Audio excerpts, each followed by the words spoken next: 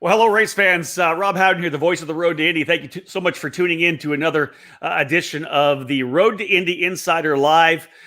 We are on a bit of a break, the Olympic break for everyone in the Road to Indy. Looking forward, of course, getting back onto the racetrack in a couple of weeks. A little even more than that. Later on in August, both Indy Pro 2000 and Indy Lights on track at Worldwide Technology Raceway.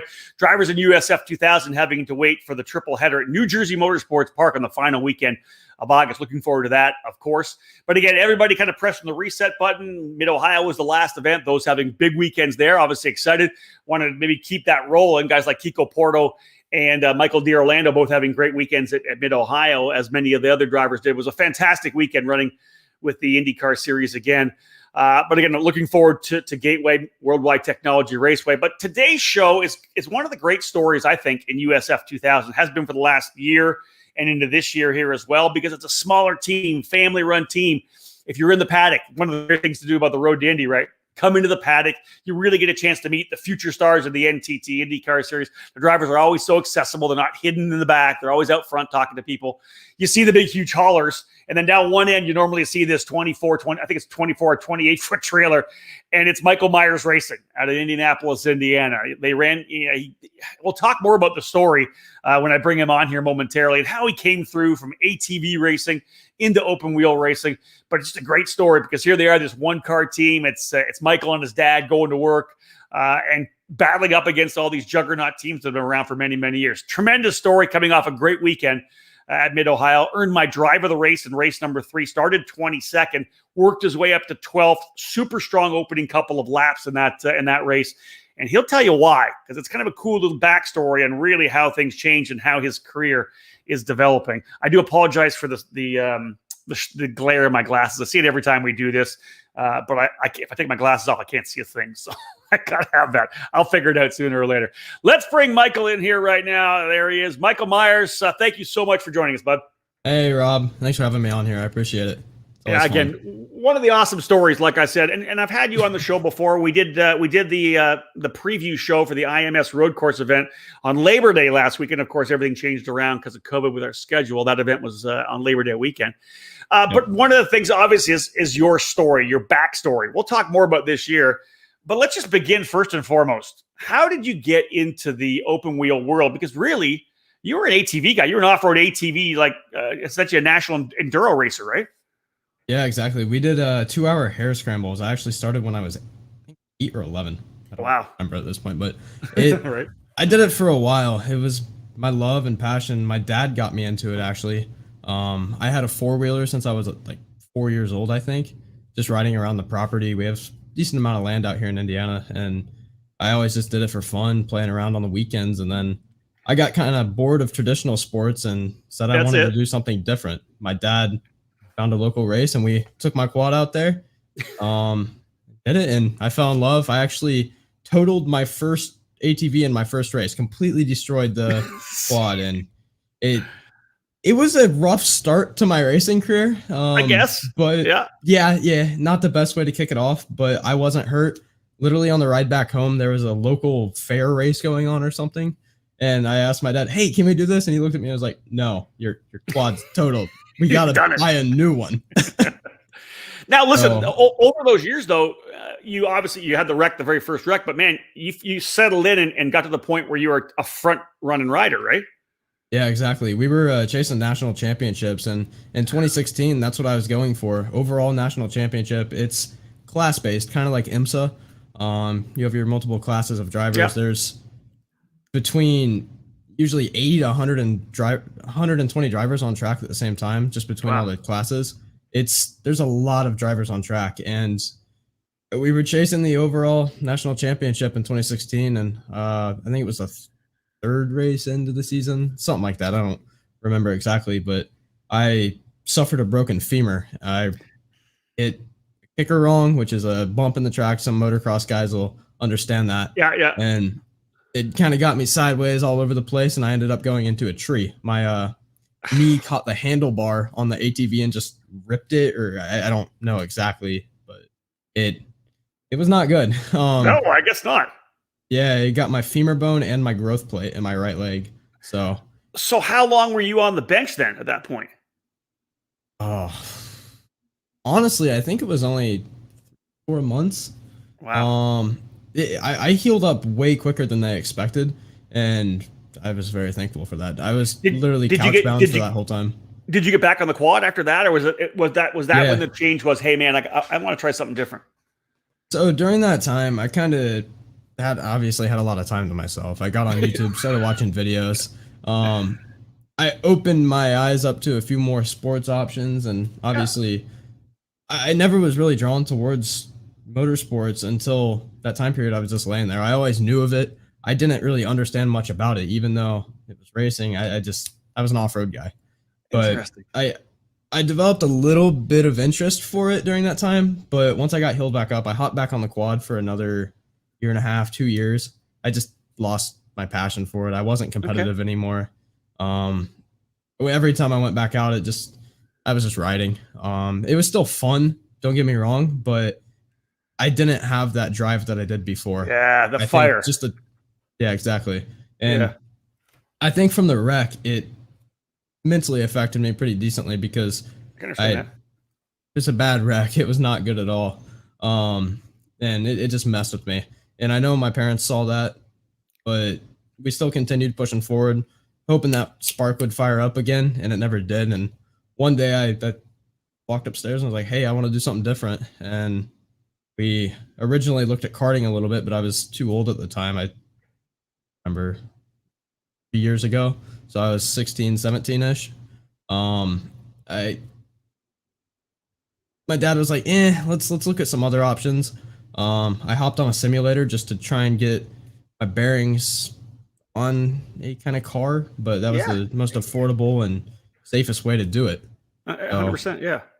I did some simulator training with Kelly Jones at Racecraft One. He was the guy that kind of kicked off my career in motorsports with that, just providing me the information and options of where I can go, how to do it, the safest way to do it, and build up that ladder. And he pointed us towards Lucas Oil School of Racing, and that's kind of where my motorsports story started. That's super interesting. What was there a series that you picked up where you're watching stuff on YouTube? Was there something you said, "Hey man, open wheel Formula car racing looks cool"? Because you could have went Spec Miata racing. Oh There's yeah. so many different. You could have went stock car racing. There's so many different things you could have did. What did you watch? What did you say? That I want to try that. So I always knew of like the Indy 500 because obviously I'm born and raised in Indiana. Of course you do. That's right. I'm 25 Yeah. minutes away from the track. So Yeah. I knew of it. I watched it every now and then. I wasn't like a diehard fan or anything, What's your thing? but Yeah. it was always in the back of my mind. I thought they were cool. Obviously going that fast and the open cockpit, that's kind of what I was used to on the quads. And it just piqued my interest a little bit. Kelly kind of laid out the options for me. I could go oval racing and like a street stock, or I could move into Spec Miatas, as you said, or Lucas Oil Yeah. School of Racing. There's millions of paths you can follow within motorsports, and There is. I I kind of looked at the Lucas Oil School of Racing thing. My dad researched it more, and he was like, "That seems like a really good option." It was relatively affordable for what we were doing at the time, and that's the path we chose. And I just think I just chose right, and I was happy with So, it. so you go into the school. And Yeah. then you do, of course, one of the things a number of drivers have done. They have a winter series Mhm. program as well, right? I think it ends up being 6 races. It's a couple triple header weekends. So you end up Yep. you do the school, you do the winter series, you end up winning the winter series. You get a race win and a handful of podiums over those 6 races. Obviously, Yep. you're hooked, and then you go finish second in their actual championship series. It seems like you dove into the deep end, but the transition seemed like it was pretty solid for you. Did that come? Did getting in the car come easy for you? You know what I'm saying? Obviously we did the basic school with Lucas Oil School of Racing, Yeah. and then we did an advanced lapping. My basic school, obviously it was something very new to me. So new, yeah.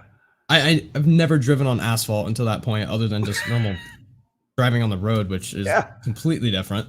So I had very minimal understanding of it, but the information Lucas Oil School of Racing provided me helped a ton, and it allowed me to kind of adapt to the car the way I needed to. And with my off-road racing experience, I understood racecraft and understanding of how to Exactly. Yeah. approach situations. I Yeah. knew that because, as I said, the quads are open wheel, open cockpit, and everything. We're just not sitting on top of the quad. That's it. So getting in a Formula car, it didn't feel that much different, other than obviously I was laying down. in the machine instead of sitting on it. Yeah. So that took some adapting. And then obviously I'm not sliding around all the time in a car. It's asphalt at that point. It wasn't that hard for me to adapt to, but it definitely took some learning and time. And the amount of seat time I got with Lucas Oil School of Racing, it kind of built upon that comfort level and knowledge base that I built on pretty quickly. And RC Anderson was actually coaching me in like everything with Lucas Oil School of Racing, and it helped a ton because obviously RC's a driver in Road to Indy, and he's been through the whole ladder as well. And now he's actually coaching me. That's it. We're gonna get back to RC when we talk about Mid Ohio a little bit. So initial success, right? Out of the gate, you're able to win the Winners Series. That pumps you up. Of course, you go into the Championship Series. You end up finishing second overall in the Championship Series. You actually end up being a Team USA scholarship finalist as well, which I thought was fantastic. Jeremy Shaw obviously seeing some talent in there for you. So you do that. That's 2019, right? So in the offseason between 2019 2020, I assume you're still doing a lot of sim stuff as well. Oh yeah. What's the decision? I guess it's a logical move to the USF2000 program, but how did that come about? I'd love to get a little bit more background on how that actually happened for you and your dad saying, hey, you know what? We're going to buy a car and we're going to go try this series. So that was a pretty unique transition there. Obviously, in the Winter Series, I finished 3-2-1 in my first race, third, second, and first. And then that was at Sebring. Then we went to Laguna Seca, did really well there, won the Winter Series, and then the Championship Series, finished second in that. I think I was off by 4 points in the last race. It was close the whole time between me and Prescott, but it was really good racing. And then after that, we were kind of sitting there and just kind of looking at our options. I considered going overseas and doing F1600. That was one of my really viable options at that point, just due to the cost. And then luckily I didn't do that because COVID kicked off. But regardless, we have a really good family friend, Jim McGee. I know that name's might be well known to some in the motorsports industry. He's very close with the family. He actually got us in touch with John Kaminsky, which owned a team in USF2000 at a certain point, and then he managed HMD. John is very close with us as well, and one of HMD's cars went up for sale, USF2000 car, which was in Brownsburg, Indiana, which 15 minutes away from me. That's right, nice and close. John told my dad about it, and we kind of thought about it because we were looking for options and going overseas. My parents weren't really a fan of that, and I was cool with it. But obviously, if I could keep it within the States and build on the Road to Indy ladder, I'd much rather do that. And that's what we did. Justified the purchasing of the car. We got it. And at that point, we had a race car sitting in our garage, and we were like, okay, we got the car. How are we going to get this thing on track? We didn't really plan that far ahead. That's it. Step by step, right? Yeah. So we had the car. The deal went together really well. We got a lot of stuff with the car, and we were like, okay, do we form our own race team for 2020 and some races, or do we just focus on just trying to do some testing? Originally, we were just going to do some testing and just get some seat time, get comfortable in the car and whatnot. But we had some things come together. We looked at doing some races, and we decided, hey, let's go out to Indy and race. Let's dive in.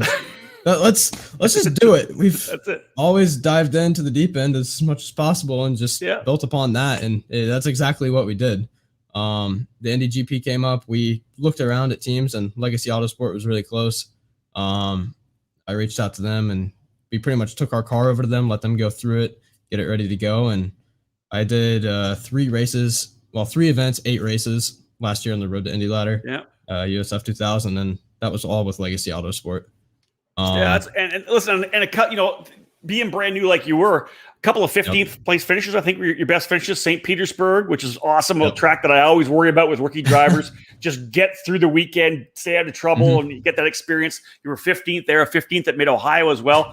So you end up with a couple solid finishes overall. Like, you must have looked back and said, it's been a pretty solid experience. It's a little humbling, of course, coming in to that kind of a series where the competition level is so high. But for you, you look around and think all these other guys that are around you have so much karting experience, right? Years of karting experience. You're so unique in terms of your resume. Do you look back at those 3 weekends and say, you know what, I'm pretty happy with the way things went that first year? Yeah, I'm very happy with that one. At the time, obviously, I wasn't overly thrilled about finishing 15th in a few races. Of course, yeah. Now I understand how difficult the series actually is because the competition's so close. Yeah. And it takes everything to get up there in the top 10 and be really competitive consistently.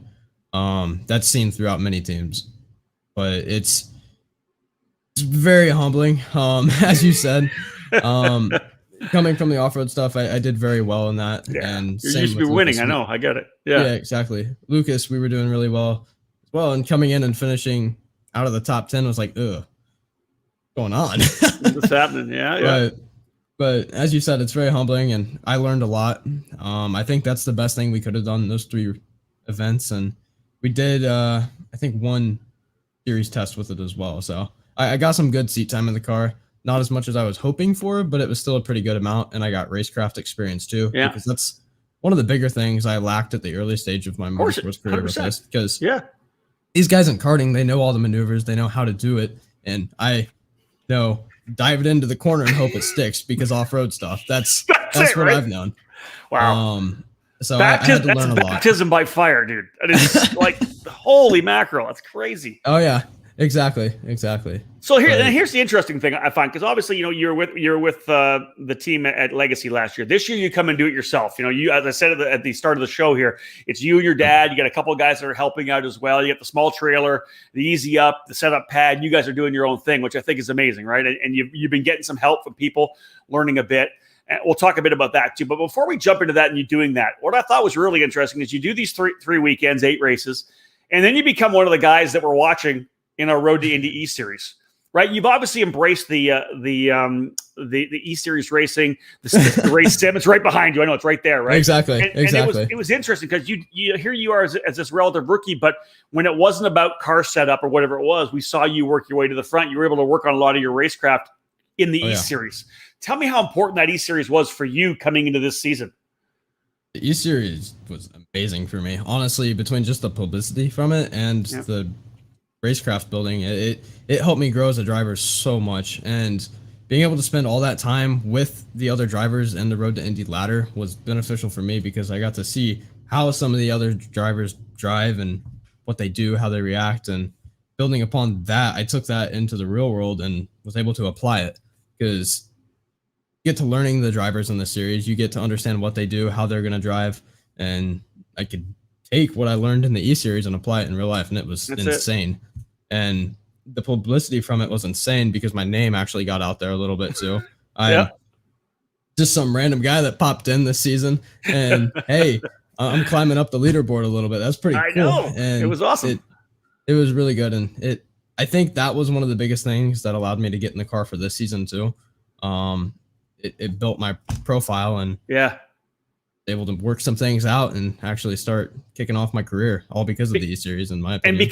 And for you guys, Michael, I know that it's a family-run team, right? You guys are paying for this yourselves. You don't have the necessary budget to run with one of the bigger teams, so you do really rely on the sponsors that you're able to get, right? The partners, the investors, the people that you're able to come in and help what you do.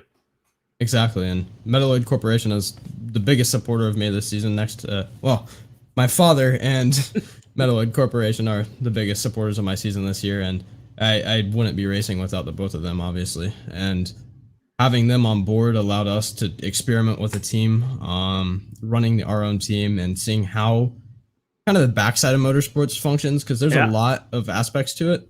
And being able to learn all that, I think, developed me as a driver too in many different ways possible, because I've had to learn how to do business in a different way I'd never have before. And that's some skills I can take outside of motorsports and apply to every aspect of my life. So it definitely kicked things off differently than I was expecting this year.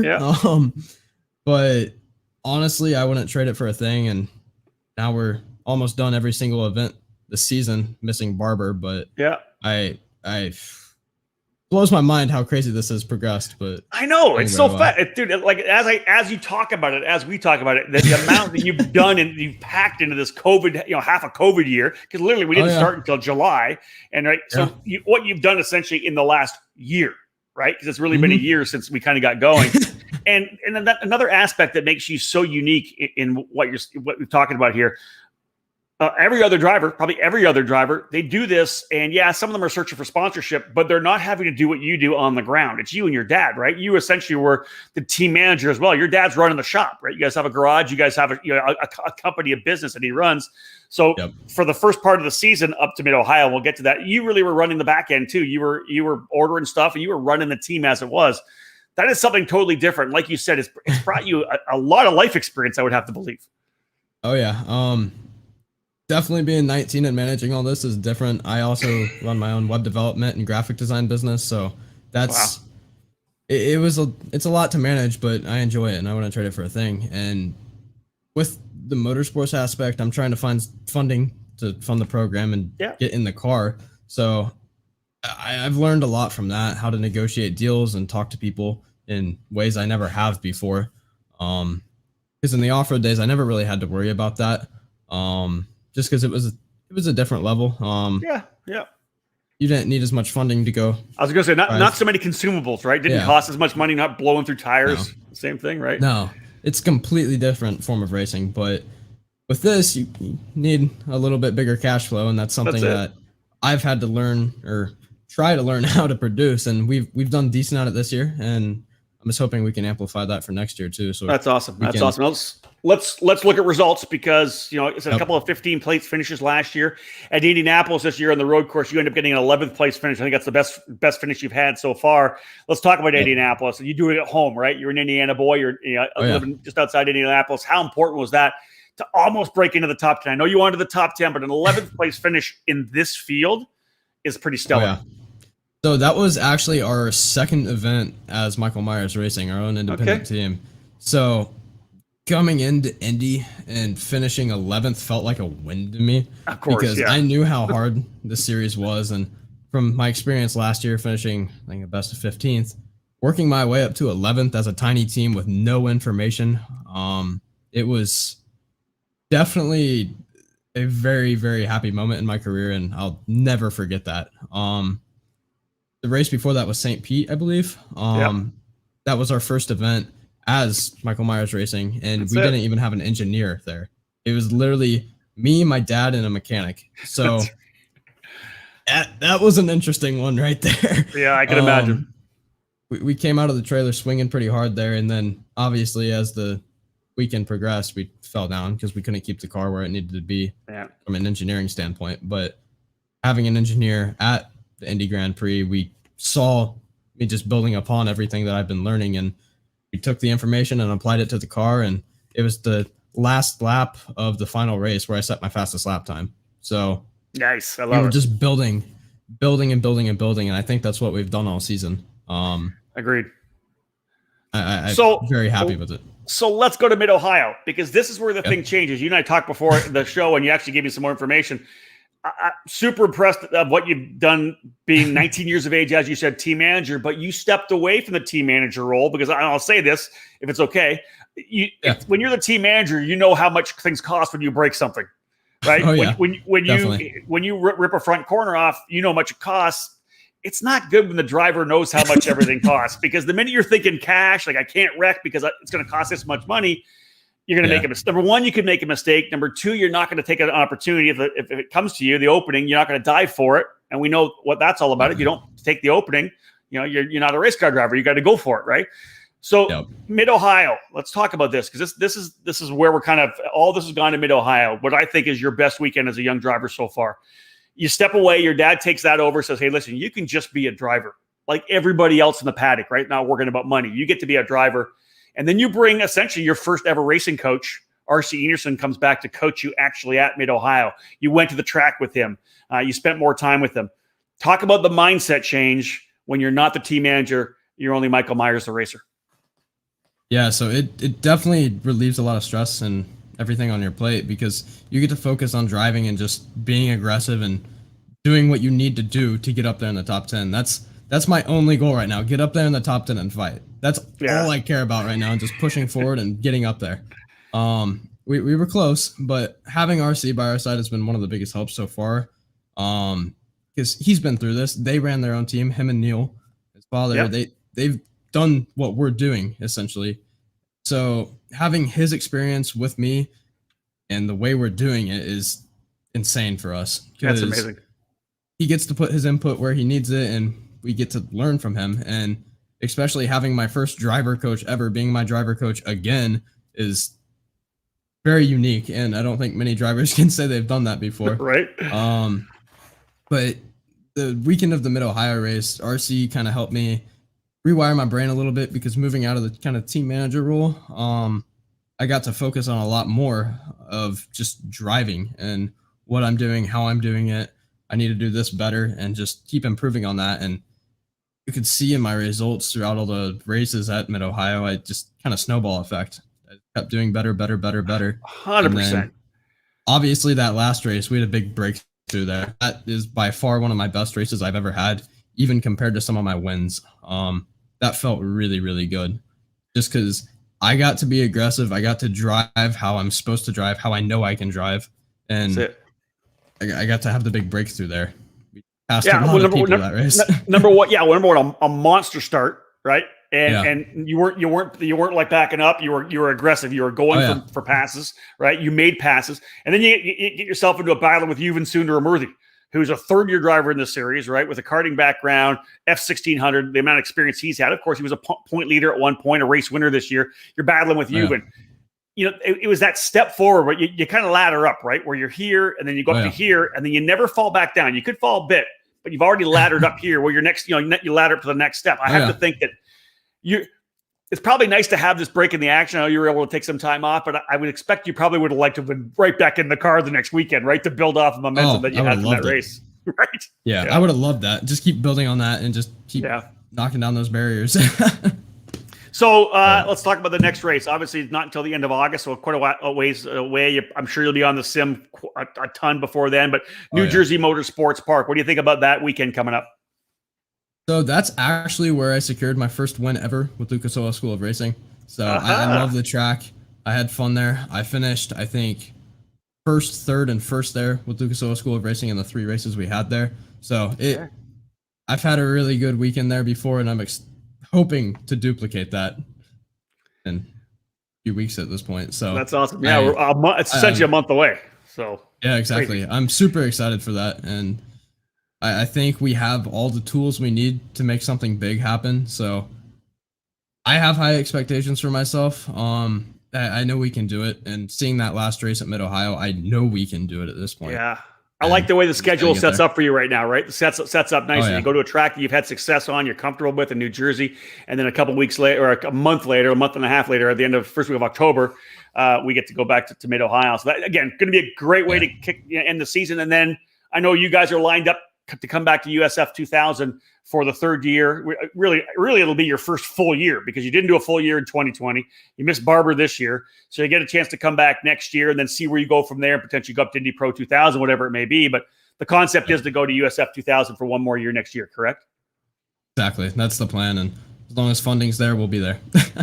kick some ass in the E-Series this winter, right?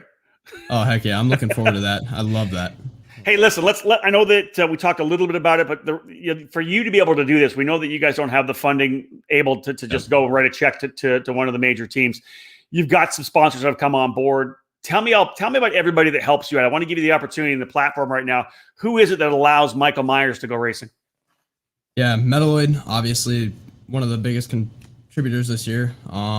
That relationship formed last year when I was with Legacy, and kind of brought that over into this year as well. Fred is the owner of Metalloid, and he's been one of the biggest supporters of me. Man. And I can't thank them enough. I wouldn't be in the car this season if I didn't have them. And obviously my father as well. Those are the 2 biggest contributors to my racing career so far, and I can't thank the both of them enough. And obviously we have other sponsors that come on board for a few events. That's Myers Garage. That's my family. Our automotive repair shop here in Liston, Indiana. always been on the side of every race machine we've had. So that's it. It's awesome. But Rusted Silo, Heavy Right Foot Coffee Company, Best Glass and Window, those have all been contributors in my racing program. And hopefully we can expand on that list next season, just so we can keep moving forward and building upon the team we already have. And I'm really looking forward to next season because we get to start with another kind of clean plate, take the experience we've gained from this year and apply it to next, and keep climbing and hopefully fight for that championship sometime soon. Well, I'll tell you, Michael, if anybody's watching, obviously this interview, you're such a well-spoken young man. Obviously, everything you've done to be able to put this thing together, you're so impressive to me, and I think that people will be wise, companies will be wise to connect with you and be able to kind of be on this journey with you, right? Because that's really what it is. This is a development journey for you guys. Last but not least, if they want to follow you on social media, what are the channels on Facebook, Twitter, Instagram, whatever you use? Michael Myers Racing all over the place. You can type that in and find me on any platform. Also, I got to thank Steve's AutoFab and my family as well. Everyone in my family has always been behind me on this program, and I can't thank them enough. One other thing as well, if I'm not mistaken, during the E-Series, you were streaming on Twitch as well, were you not? Yeah, so I live stream every now and then. I kind of slacked off recently just because I've been busy with the team and websites. So I do stream on Twitch at Michael Myers Racing as well. So go drop a follow on my Twitch channel. You'll get my notification when I'm live. I don't know when I'm going to be back, but I will be back. I enjoy that. I love that. I always stream when I'm on my sim, so hopefully we can get back in that. I love it, man. Soon. Listen, hey, thank you so much for joining me, Michael. I really appreciate it. Again, big congrats on that Mid-Ohio week, and obviously working with RC worked. You got the driver of the race. I was super impressed. I'd written it down during the race. I'm like, this is the driver of the race. Went back and watched it again, and I literally watched the opening lap like 3 or 4 times. Like, this is amazing. What an aggressive attack. And then the battle mid-race was great. But hey, thank you so much. I appreciate it. Congrats on everything that's been going well for you so far. And man, we'll see you in New Jersey, right? Yeah, I appreciate it, Rob. Thanks for having me on here, and I'll see you at New Jersey. All right, man. You stay in the back. I'll come and talk to you after we're done here. Let's drop him to the outside the studio, folks. I'm telling you right there, this is one of the great stories right now in the Cooper Tires USF2000 Championship. And I don't want to put on it. I'm not slacking on anybody else, right? But we know that all these kids that come through karting, super talented drivers in the top of national racing, whatever it may be. And we expect them. There's some with some of them, the major juggernaut teams that have been big for so many years. But this is a guy that's coming in from quad racing. I had an injury, then came back, then wanted something different, and then jumped into the Lucas Oil School of Racing. We're seeing that program develop so many great young drivers coming through the school, the lapping days, and of course into the Winter Series and their championship series as well. But to watch what he's been able to do last year in that limited schedule, and then this year, him and his dad digging so hard. They were a bit lost at St. Petersburg, able to get some engineering help moving forward. And then with that, you pair that with the efforts of RC Enerson, and we're able to see what Michael Myers has been able to do. And just to me, a tremendous story. There's so much raw talent there. He's just so young and so new into this program. This is a guy you want to watch. Follow him on social media. Give him a follow on everything, because this is kind of that cool story we're seeing. And what we saw last year in the E-Series, when it wasn't about the particular car setup, whatever it may be, he was one of the guys that shone the entire E-Series. So I think he's going to be impressive in the E-Series when we do it this winter as well. But all in all, just a great young man, and thrilled to have him on the broadcast here. Do want to thank everybody for tuning in once again. I've got someone else lined up for next week. I'm not quite sure who it is right now. I got a couple feelers out there. I'm going to keep doing these while I'm home. Once we get back on the road, I think I'm on the road for like 6 of 8 weekends through August to October, and the finale for the Road Dandy at Mid-Ohio in October, the first weekend. So there may not be as many of these, but in the off season, we'll rock and roll it for sure and do a lot more. But again, big thank you to Michael Myers for joining me here today, folks. We are done. I appreciate it. My name is Rob Howden. Book it.